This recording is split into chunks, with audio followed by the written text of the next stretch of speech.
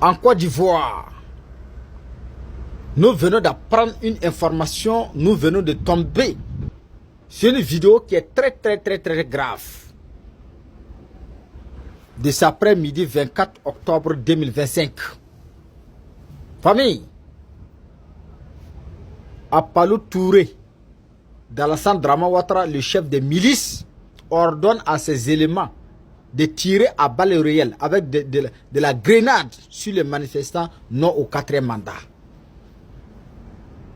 Famille, à quelques heures seulement des élections, les Ivoiriens ont tout bloqué, qu'il n'y aura pas 4e mandat. Et regardez, ça se passe en quoi? Ce que vous avez vu là, ça s'est passé aujourd'hui même de ce 24 octobre 2020, de la grenade. Ça c'est du bombe. Ouattara, c'est arrivé là-bas où tu vas lancer des bombes sur les manifestants. Tout simplement, ces gens-là réclament leurs droits. La famille, à l'heure où je parle, je vais vous informer aussi que à l'heure là, tout est bloqué en Côte d'Ivoire.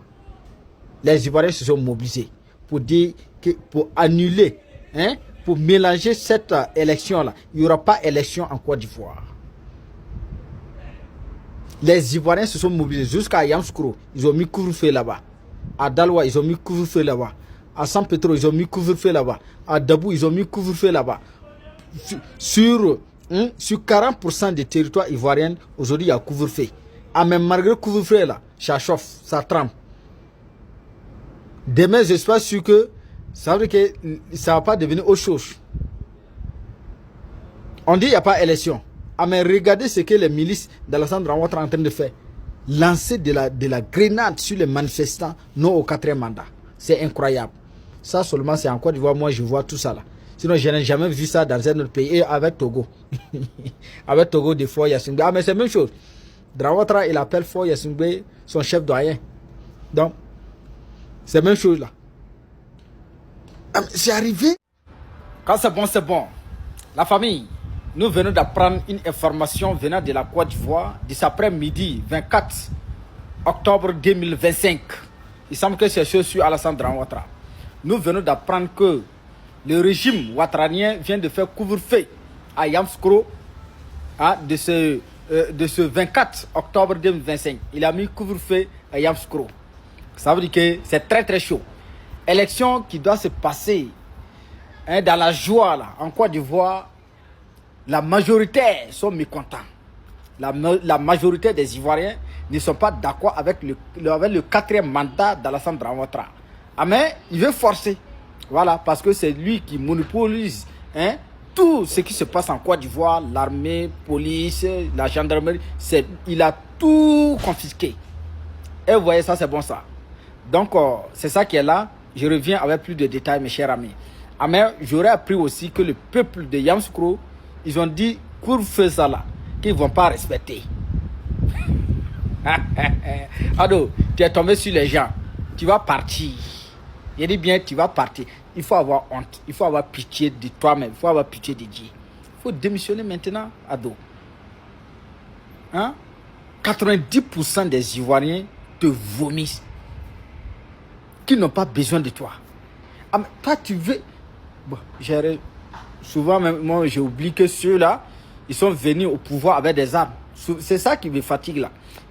J'oublie même que ceux-là, même, ils sont venus au pouvoir par des armes, par la rébellion.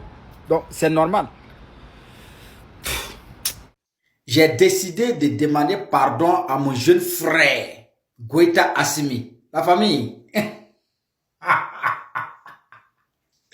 Le président ivoirien Alassane Drama Ouattara a demandé pardon à Assimi Goïta. Ah, mais pour tout d'abord, la famille. J'aimerais vous demander, donnez-moi votre avis en commentaire. Est-ce que nous, le peuple de l'AES, on doit accepter le pardon de Drama Ouattara